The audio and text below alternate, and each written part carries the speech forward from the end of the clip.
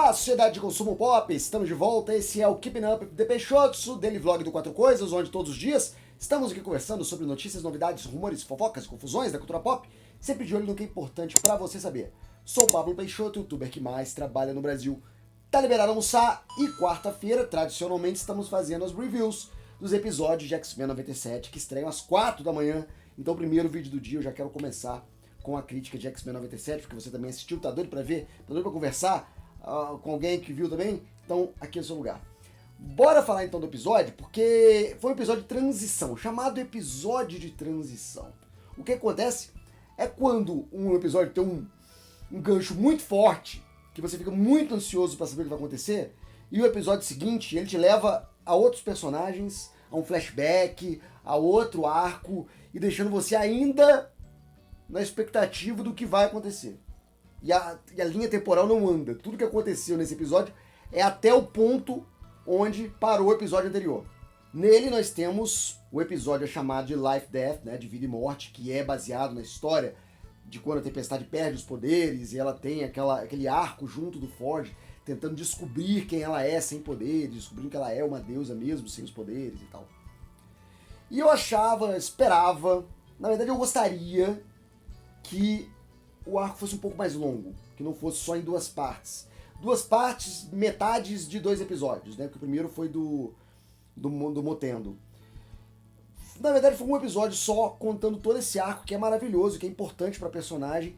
E pra variar, como é já clichê no X-Men 97, a trama é de novela, mas o desenvolvimento é de série. Então as coisas acontecem muito rápido e não dá tempo de você realmente investir naquele acontecimento. E a Tempestade está lá com o Forge, que acabou de ser mordido, né, pelo adversário, aquela criatura mística que tem origem no passado nativo do Forge. E ele está morrendo, porque é um veneno que vai invadindo o corpo dele, e quando chegar no coração ele morre. E o demônio aparece para a Tempestade toda hora, tentando ela a largar o Forge de lado, que é um traidor que traiu ela. Mas a Tempestade se recusa. Ela diz que todas as pessoas merecem ser salvas. Então, na verdade, o adversário ali, ele é um conflito da Tempestade com ela mesma. E é esse conflito da Tempestade, desde quando ela falou que sonhava em ser humana, até com a Jean Grey lá no segundo episódio, até depois, quando ela se revolta com o Forge, toda essa raiva, todo esse ódio que ela vem acumulando, é o alimento do adversário que aparece, não como um guerreiro xamã, nativo americano, mas como uma coruja sombria. E a forma da ave vai aparecer toda hora nesse episódio. A ave significa esperança, significa liberdade, às vezes significa amor, e isso tudo tá nesse episódio. O amor do Forge com a Tempestade e o amor do Professor Xavier com Lilandra, a imperatriz do Império Shi'ar, que a gente já tinha visto em um clipezinho que saiu ontem, que teríamos boa parte desse episódio dedicado ao Império Shi'ar, que é um império que é bastante conhecido nos X-Men, está envolvido em várias sagas dos X-Men, que está lá envolvido naquelas tramas galácticas, Kree, Skrull, Shi'ar. E o Império Shi'ar é aquele império que ele absorve outras culturas. Ele não é igual os Kree, que são orgulhosos de serem Kree, que são orientados pela inteligência suprema e são quase supremacistas. Não, o caso do Império Shi'ar são mais imperialistas, ele tem uma coisa mais Inglaterra, de conquistar e levar a civilização para os povos inferiores e fazer todo mundo pensar como um inglês. E eles fazem todo mundo pensar como um Shi'ar. Por isso que é um império tão diverso, tem vários tipos de alienígenas ali. E o professor, a gente teve isso no X-Men lá nos anos 90, ele é levado pela Lilandra quando ele morre, e ela consegue reviver o corpo dele, e não só reviver, como dá para ele as pernas de volta, a mobilidade de volta, graças a um exoesqueleto que ela desenvolve para ele. Eles se apaixonam e planejam se casar. E aí vem um drama Game of Thronesiano, que Lilandra, Imperatriz Shi'ar, quer casar com um humano, e ele é da Terra, que fica ali no subúrbio da galáxia. E o Professor Xavier ainda é pior, porque ele é o suburbano dos suburbanos, né? Por ser mutante, nem humano, na verdade, terráqueo puro ele é. E essa questão é levantada. Temos a Rapina, que é a irmã malvada da Lilandra, que é uma relação meio estelar e Estrela Negra.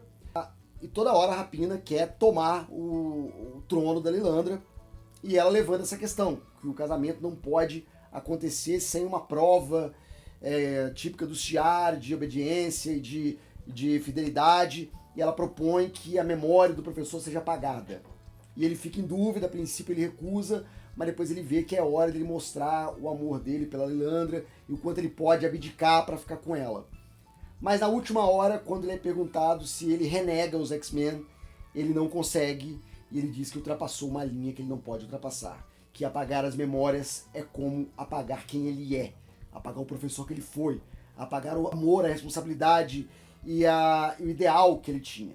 E tem uma conversa dele com o Gladiador, que é um personagem também mega famoso nos X-Men, que é uma espécie de Superman do Império Shi'ar, tem os mesmos poderes. Ele e o Gladiador conversam sobre obras de arte, sobre coisas impossíveis, relacionamentos impossíveis, e o quanto o Império Shi'ar trabalha para mesclar, para aglutinar essas culturas todas, de uma maneira a apagar, assim como queriam apagar a mente do professor Xavier, assim como apagar a cultura desses povos para assimilá-los.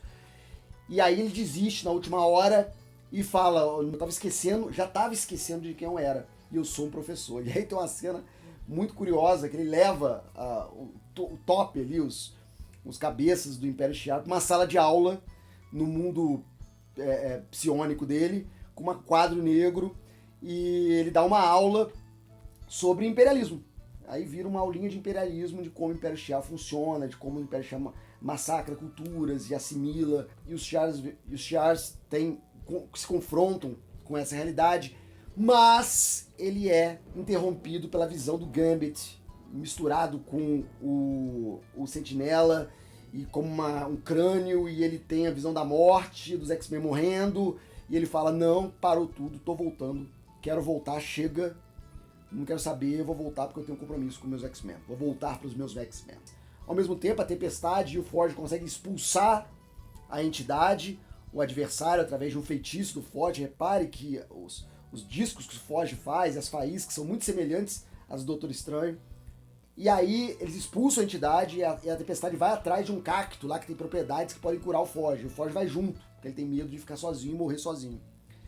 E aí ele leva a Tempestade até uma caverna, e a Tempestade ela tem claustrofobia, né? O próprio adversário testa a claustrofobia dela, prendendo ela dentro do caixão, porque ela foi enterrada viva quando ela era criança, no desabamento, no Cairo.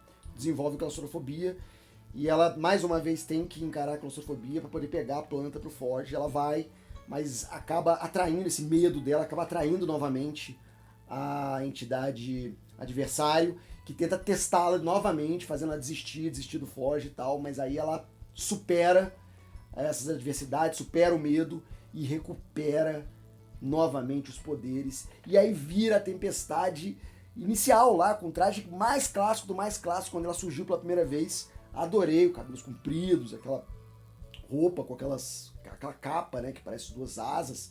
Linda, linda, linda, faz um voo ali pela região, e maravilhosa a imagem.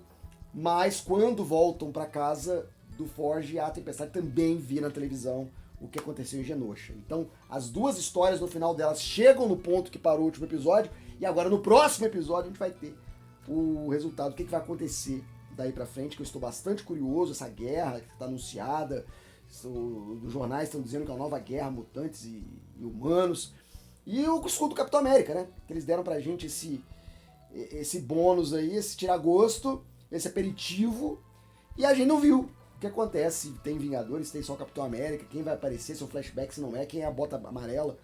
Vamos ver isso tudo no próximo semana. E o próximo episódio se chama Bright Eyes, que eu pesquisei. Bright Eyes é o jeito que a vampira chama o Cable lá na temporada antiga.